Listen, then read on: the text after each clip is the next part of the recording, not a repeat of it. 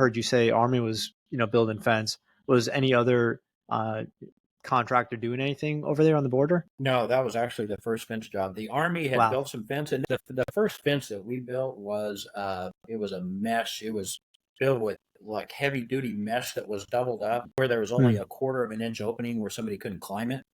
Um, anyway, the Army was actually building and had built a bunch of fence out of. They had old landing mats, which actually I had used. I mentioned when I was in Korea, we had Hmm. done some work at an air base called Pohang, and we actually built an aircraft parking apron out of these temporary. They're steel landing mats. They were actually made to build temporary runways with.